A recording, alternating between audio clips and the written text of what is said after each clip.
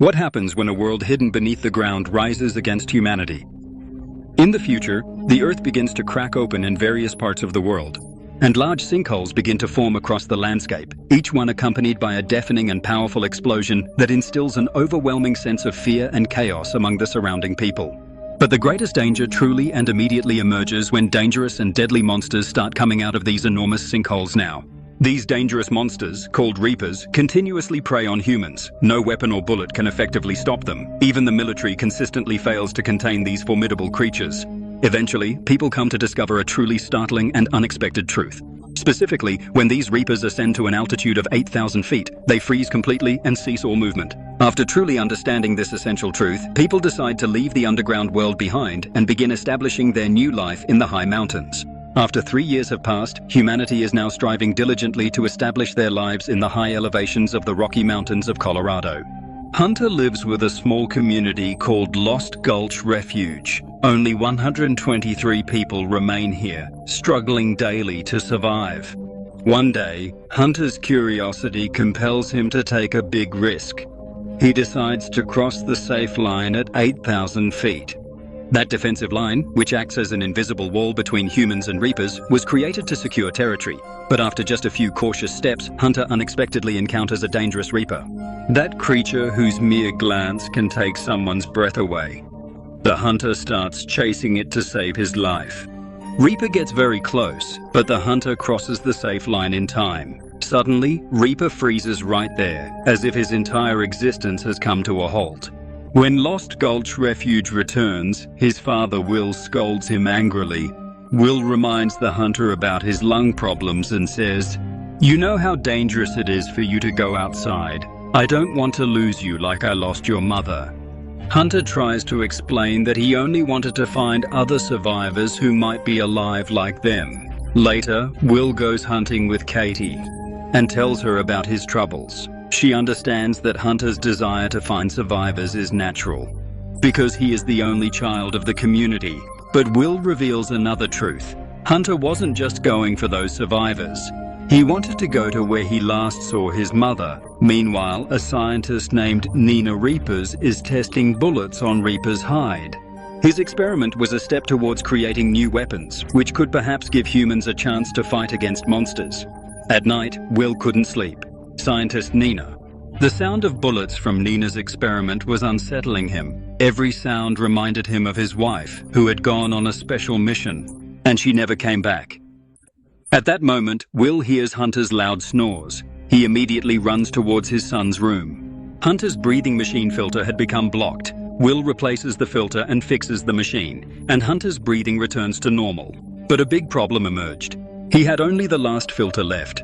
He faces forward and starts looking towards the area beyond the safe line. That place was filled with the threat of Reapers. But finding new filters had become necessary. All this was happening just a few days before Hunter's demise. At night, Hunter's condition starts to deteriorate again, and he snores loudly. Will has no other option. Therefore, he gives Hunter an injection. After Hunter falls asleep peacefully for the night, Will quietly approaches Nina and earnestly persuades her to join him in their quest to locate the essential filters. Will confidently asserts that he has discovered a secure route, yet Nina, who possesses complete knowledge of the entire area's map, remains unconvinced by his assertion and doubts his finding. It turns out that their next destination is Nina's old lab in Boulder. Will wants Nina to come along because she has done research on the Reapers, and she successfully survived the last journey. Nina reminds that at that time she was just lucky, and Will's wife had died in that mission. Will tells her about a mine that emerges from between the mountains. But Nina considers this plan dangerous and refuses. After Will leaves, Nina creates a compass that can signal the presence of Reapers. But remembering Will's wife's death, she breaks down. Meanwhile, Will requests his neighbor to take care of his son. After that, Will goes to the gun store and buys many weapons. Then Katie arrives there and says she will go with him. Even after Will refuses, Katie remains firm in her decision. Finally, Nina also agrees to accompany them and begins getting herself ready to go along with their plans. However, during this time, she makes fun of Katie, because she has no experience and she will only become a burden. Will says goodbye to Hunter and promises that he will return. But Hunter reminds that his mother had also made the same promise, which he couldn't fulfill. Then the three set out at last. Nina explains about her compass device, which can detect monsters from a distance. After a long journey, they reach a line at 8,000 feet. The compass indicates that there are no monsters nearby, so they proceed to cross the line and go down. After a while, they find some old trucks. While searching, they find flares, ammo, and a grenade launcher. Nina also finds a Reaper's skull and collects samples. As they continue their journey, the group encounters horses in the jungle, which comes as a surprise to them. It becomes clear that Reapers attack only humans. In due course, the three companions successfully arrive at Manzil, where their meticulous plan involves utilizing the chairlift to safely access Safely Mine. At that moment, Nina's compass signals that there's a monster nearby. The jungle trees start moving rapidly, and everyone realizes that the danger is very close. Will immediately climbs to the top of the chairlift and tries to turn on the backup generators.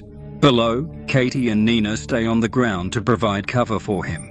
Seeing the monster approaching her, Katie panics. She quickly fires grenades. Explosions occur, but they have no effect on the monster.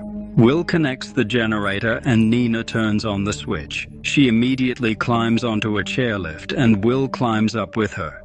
Together, they fire bullets at the Reaper as it approaches. Meanwhile, the monster jumps on the cables and starts shaking the chairlifts violently.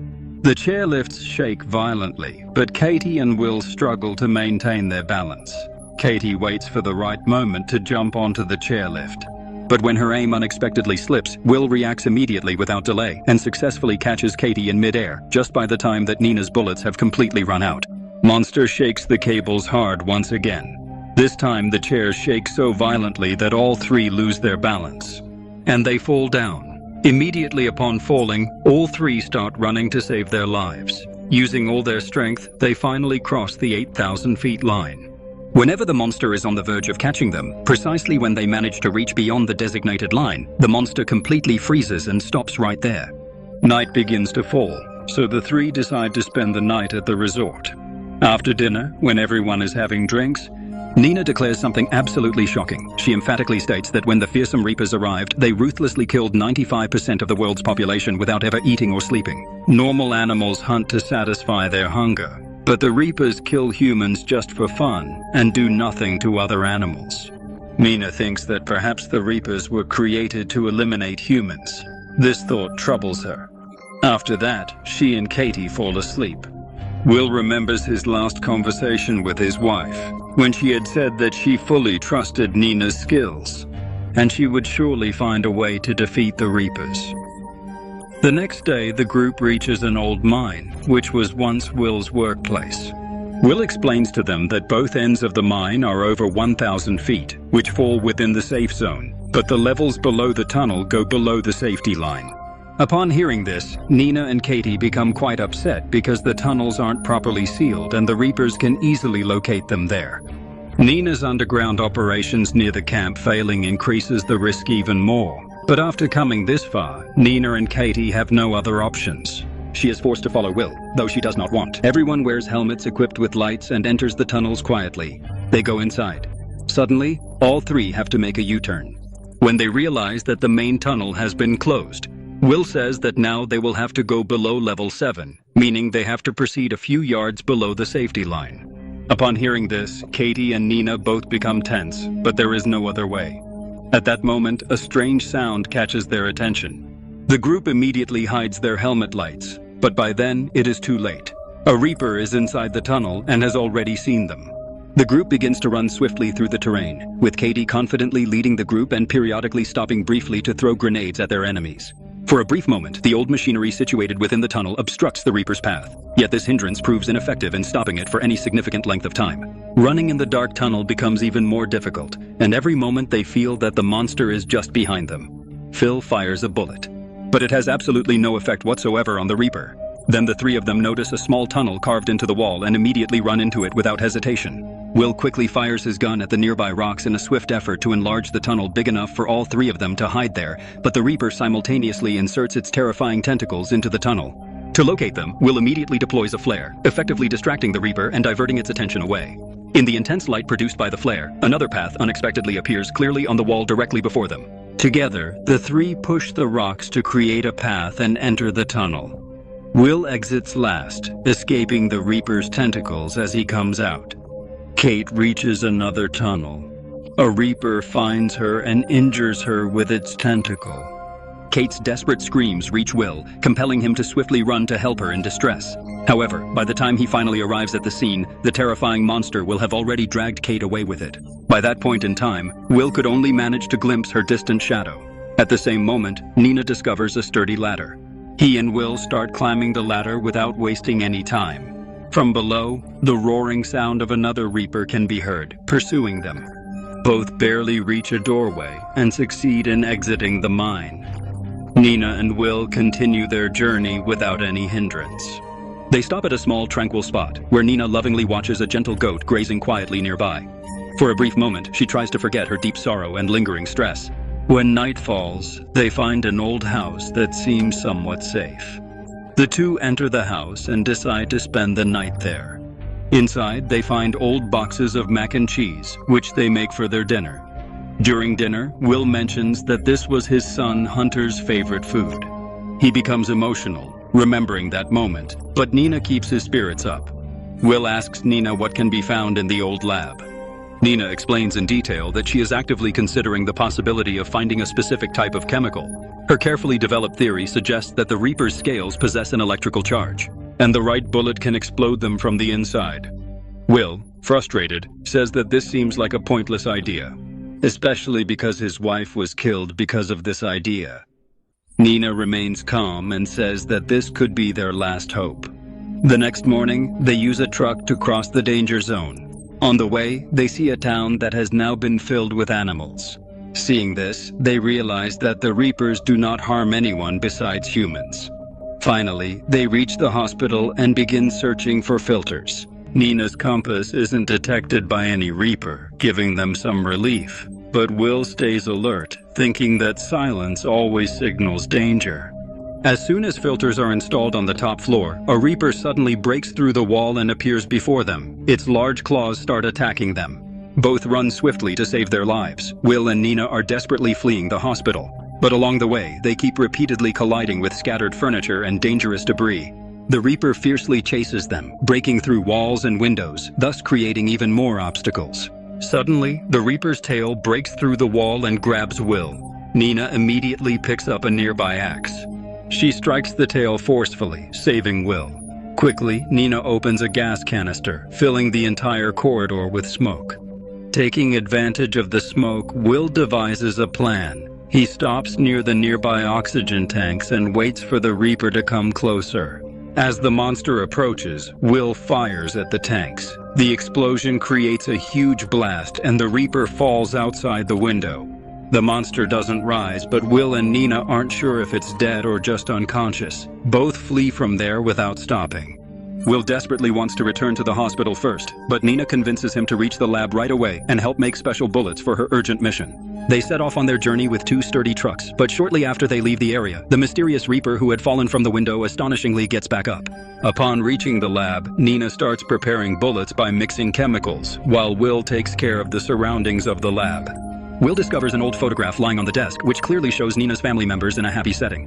When he inquires about the picture, Nina becomes visibly upset and begins to cry, insisting that she had never mentioned her family before. She explains that on the day the world ended, she was so busy with her work that she couldn't be with her family. That day, her son had a significant game, but she chose work over going with her family. This has kept her feeling guilty to this day. She also sincerely admits to Will that she feels entirely responsible for her husband's untimely death, believing it was wholly her fault, but Will compassionately reassures her that it wasn't anyone's fault. When Nina tests her bullet, it doesn't work with the Reaper's hiding place. Exhausted, Nina tells Will to go back to his son, but she decides to stay and find a solution, even if it costs her life. Will takes the truck back while Nina tries another chemical combination which fails. She is so distracted that she doesn't notice her compass warning. Suddenly, she hears a mysterious and compelling voice, which inspires her to develop an innovative chemical combination that she has not yet tried in her laboratory experiments. This is her last hope, so she quickly begins mixing. On the other hand, after one of Will's truck tires gets punctured, he loses control and flips over. Will goes there but loses consciousness for a while. He suddenly wakes up when he hears the voice of a monster. Out of fear, he breaks the truck window, exits, and flees. But the Reaper is chasing him. After the accident, it's very difficult for him to escape. When he reaches the safe line, another Reaper blocks his path. Will fires a shot, but it doesn't work. He feels that everything is over. Ina arrives and fires her new bullet. An explosion occurs with smoke and electric charge. And all the Reapers die within seconds whether they try to run. Nina picks up a piece of a Reaper's body and shows it to Will, which contains mechanical parts. This confirms that these monsters are actually robots programmed to kill humans. When Will asks who sent them, he suspects that this might be the work of aliens. When both return to their refuge, Will meets with his son Hunter, and Nina signals by raising a pirate flag that now they have a way to fight. Gradually, more survivors gather with them, and together they make special bullets. Will starts using the radio to send his hopeful messages to every corner of the world. Nina carefully examines the complex structure of the Reaper's bodies in much greater detail in order to uncover their specific weaknesses. On the other side, the remaining people bravely enter the dense jungle armed with advanced new weapons and systematically eliminate as many dangerous Reapers as they can effectively manage to reclaim their land. And the movie ends here. Friends, thank you for watching. Don't forget to like, share, and subscribe. See you in the next video. Take care.